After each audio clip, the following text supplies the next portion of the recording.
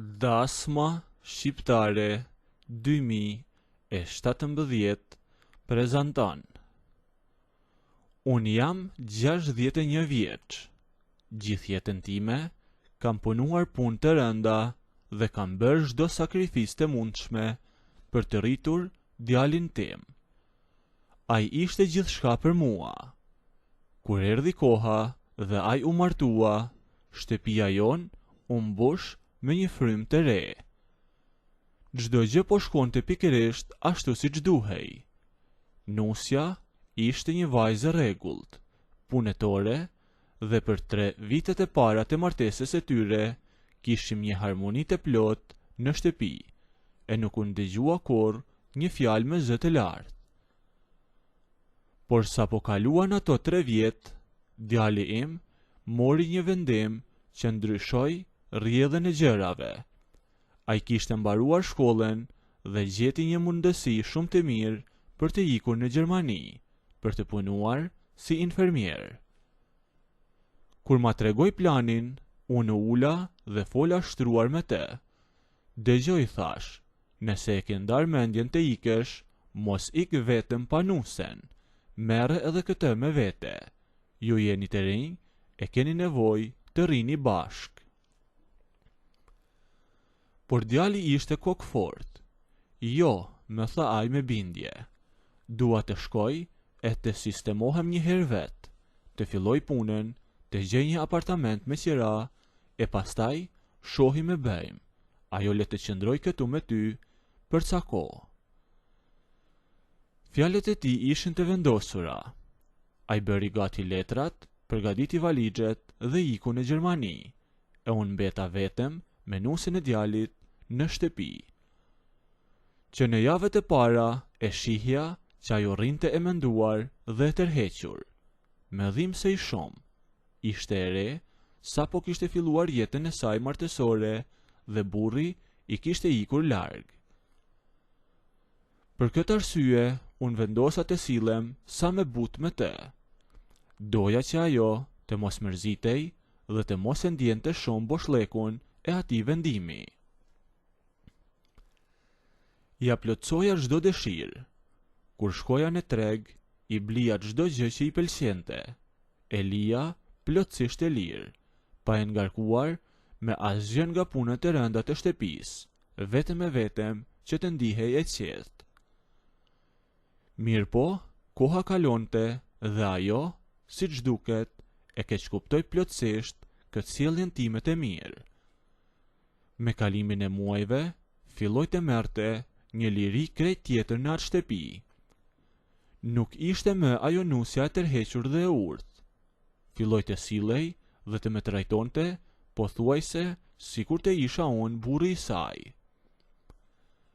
Gjërat filluan të bëheshin shumë të çuditshme. Kur unë vonohesha pas diteve, kur kisha dalë për të pirë një kafe me miqtë e mi, e gjeja në këmbë sa po hapja derën e shtëpisë. Ku ishe deri tani? Me pyesta ajo. Çfarë bëje jashtë deri në këtë orë? E nuk ndalej me kaq. Filloi të më pyeste në detaje për shpenzimet. Ku i harxhove ato lek sot? Pse nuk e bleve atë tjetrën? Më thoshte ajo. Këto ishin pyetje që unë nuk i prisja kurrë nga ajo.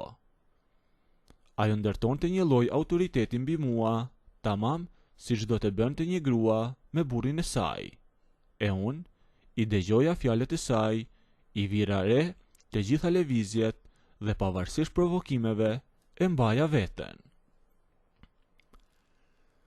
Gëlltisja çdo situatë sepse kisha një parim të palëkundur. Ajo ishte nusja e djalit tim.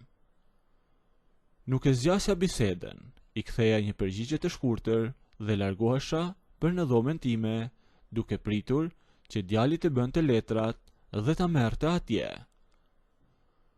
Por muajt u bën vite. U bën plot 6 vite që ai kishte ikur dhe nuk kthehej. Kishte gjetur justifikime të pafundme. Herë thoshte që s'kishte pushim nga puna. Herë thoshte që akoma si kishte rregulluar dokumentet. Por 6 vite distancë e ftohen krejtësisht marrëdhënien e tyre. e zëri i tyre në telefon filloi të ndryshonte. Nuk ishte me fjalë të mira, por ndëgjoja, kur ata bisedonin, dëgjoja vetëm debate. Derisa një mbrëmje, dëgjova zhurmë shumë të madhe nga dhoma e saj. Ata ishin në telefon, po fjaloseshin shumë ashpër, po debatonin, po akuzoheshin dhe kishte fjalë që tregonin qartë se gjithçka mes tyre kishte përfunduar. Të nesërmen në mëngjes, dolin nga dhoma, erdhin në kuzhinë, aty ku isha unë, dhe ma tha drejt për drejt. Dëgjo, tha, unë dhe djali yt jemi ndarë. Ai ka vendosur të mos kthehet më, dhe as unë nuk mund të shkoj atje, e martesa jonë ka mbaruar. Çfarë të thosha unë? Nuk fola asnjë fjalë. Nuk isha çfarë të thosha, sepse e prisja që një ditë ajo flusk do të pëlcaste.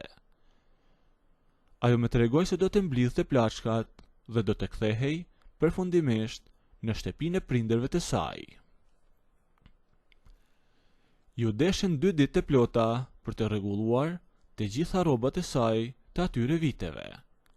E shtëpia jon u kthye në një kaos. Ajo i solli të gjitha gjërat në sallon. E gjithë salloni ishte i mbushur me valixhe të mëdha, çanta dhe thas me rrobat e lidhura njëra mbi tjetrën. Mezi gjeje një vend për të kaluar nga një dhomë në dhomën tjetër, por erdhi dita që ajo do të nisej. Ishte mesditë, ajo doli nga dhoma e saj për herë të fundit, e veshur, gati për të dalë nga ajo derë ku dikur kishte hyrë si nuse. Tani ishte ndarë zyrtarisht nga burri, e mërzitur nga fakti që i shkuan 6 vite dëm duke pritur dhe pa asnjë lloj lidhjeje me mua. Unë nuk isha më vjehri i saj, dhe as ajo nuk ishte më nusja e djalit tim, sepse statusi i saj kishte ndryshuar plotësisht. Dola një herë nga kuzhina dhe esa drejt sallonit. Bëra disa hapa, duke kaluar anash çantave dhe thaseve që kishin bllokuar dyshemen, e ajo po qëndronte fiks aty, në mes të atyre valixheve. A u bërë gati, e pyeta unë. Por asu nuk doja që të shkonte dhe zëri po me dridhej. Po, tha ajo, me një zë të ulët, nuk kam më çfarë të pres këtu. Por të gjitha ato vite jetese bashk, e gjitha ato biseda, ku ajo sillej si zonja e shtëpisë, me vinte keq të mbylleshin në këtë formë. E ndërsa isha vetëm pak hapa larg saj. E në atë sekond, në vend që ajo të më thoshte lam të mirë nuk e tha, por eci drejt meje, duke kaluar valixhet që i pengonin rrugën. Mu ofrua plotësisht, e pa asnjë hezitim, ajo u lëshua drejt meje, ngriti krahet rreth qafes ime dhe me puthi me një dëshirë që dukej sikur e kishte mbajtur fshehur gjithë ato vite. Nuk mendova më gjatë, e kapa fort dhe ja ktheva puthjen po ashtu. Pa folur asnjë fjalë, aty, mbi gjithë ato valixhe dhe mbi ato thas me rroba që mbushin sallonin ton në atë ditë. Nëse doni të ndëgjoni historinë deri në fund, bëjni videon like, a nëse nuk doni, abonohuni ose bëjni subscribe. Por të gjithë ata që duan ta vazhdoj videon deri në fund, mos harroni të bëni like videon.